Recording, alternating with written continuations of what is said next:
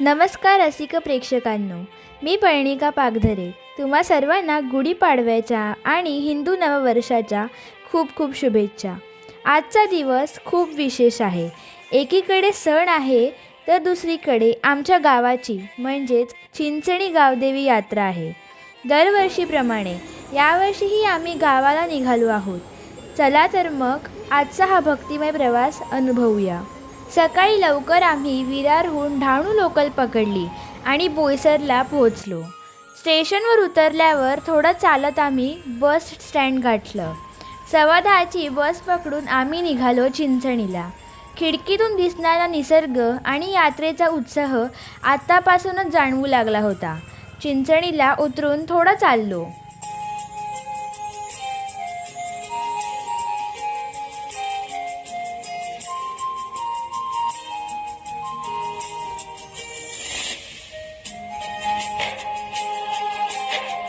गावात आल्यावर आधी आम्ही काकांच्या घरी गेलो। थोडा वेळ विसावा घेतला आणि मग निघालो गावदेवीच्या दर्शनाला।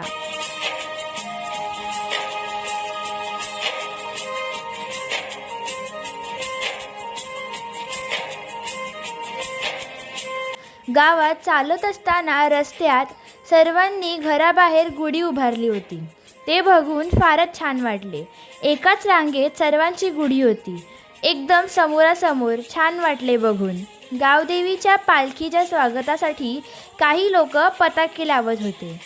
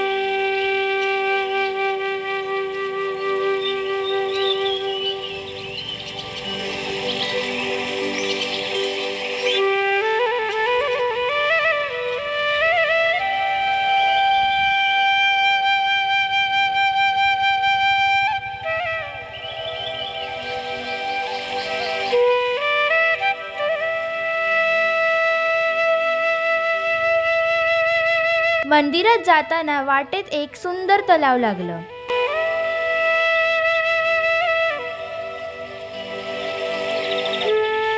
जिथे कमळं उमललेली होती।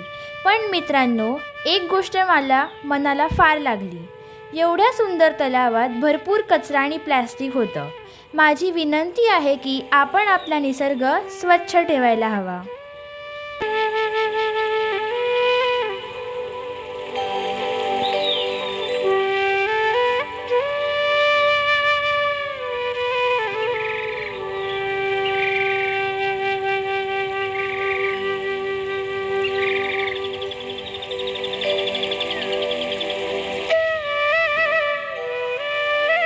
आता आपण पोहोचलो आहोत चिंचणी गावदेवी माता मंदिरात।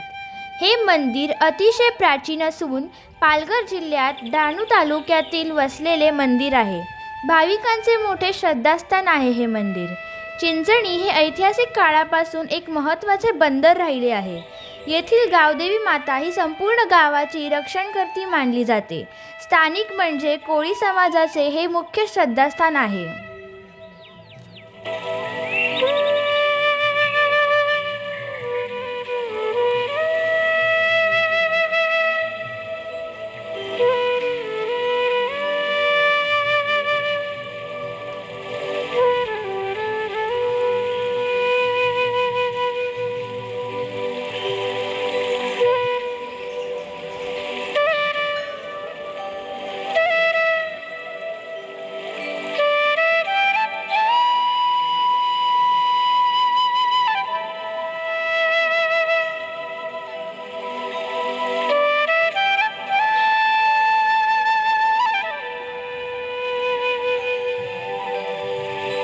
मंदिरात शिरण्यापूर्वी हातपाय धुवून घेतले.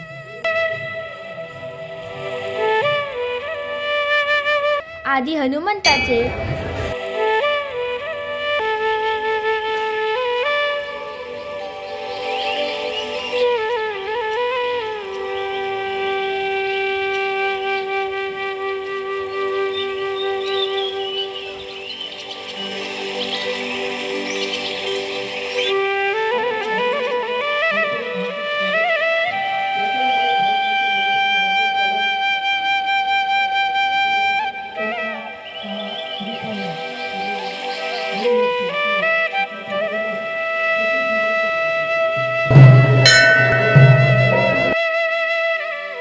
मग गणपती बाप्पा आणि सूर्यनारायणाचे दर्शन घेतले.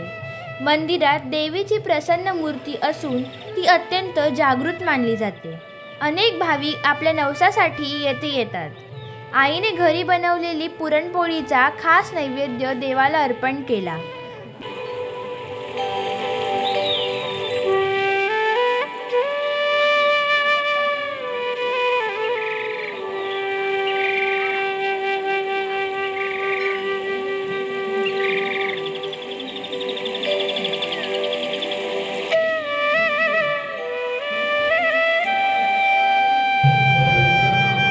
मग आम्ही आत गाभाऱ्यात देवीच्या पाया पडलो.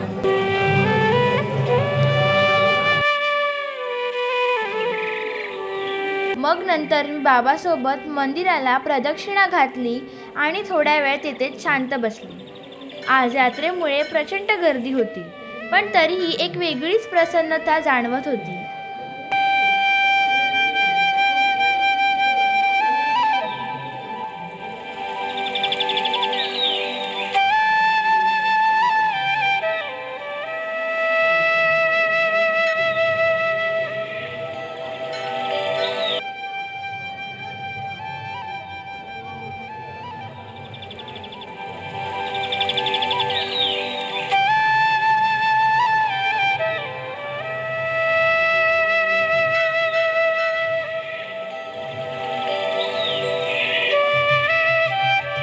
यात्रेची खास परंपरा म्हणजे इथलं होमकुंड.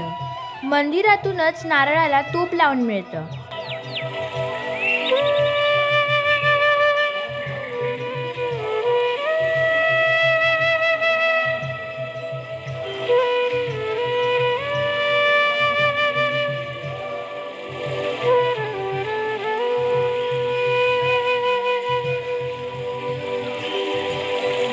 बाजूलाच काही मंडळी भजनाच्या सुरात तल्लीन झाली होती.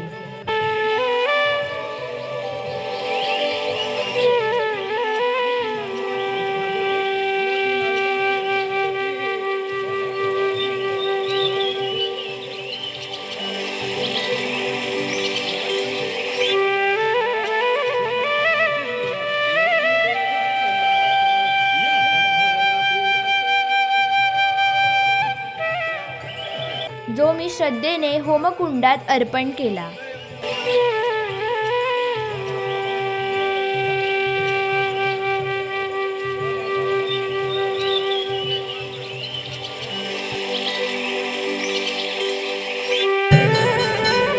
त्यानंतर आरतीचा सोहळा पार पडला.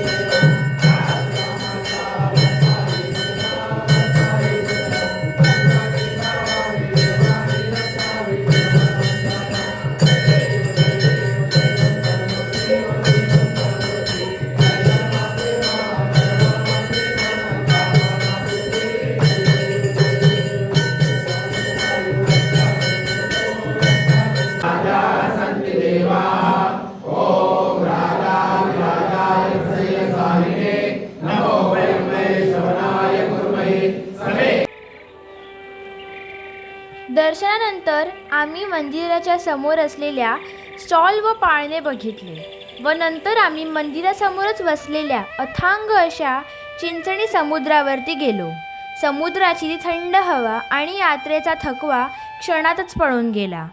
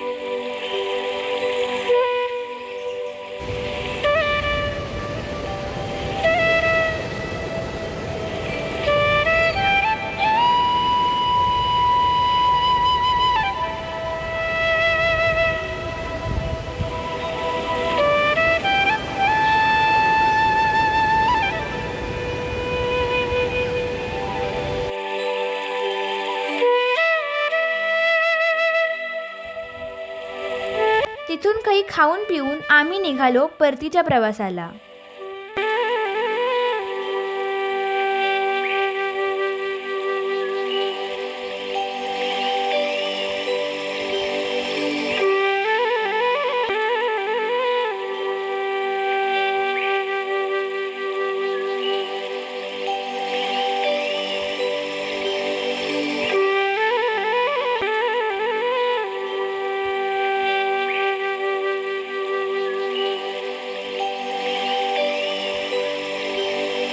तर असा होता माझा आजचा गुढीपाडवा आणि गावदेवीचा प्रवास. तुम्हाला हा व्लॉग कसा वाटला कमेंटमध्ये नक्की सांगा. व्हिडिओ आवडला तर लाईक करा, शेअर करा आणि आपल्या चॅनलला सबस्क्राईब करून बेल आयकॉन दाबायला विसरू नका. पुन्हा भेटूया पुढच्या एका नवीन प्रवासात. धन्यवाद. जय गावदेवी माता.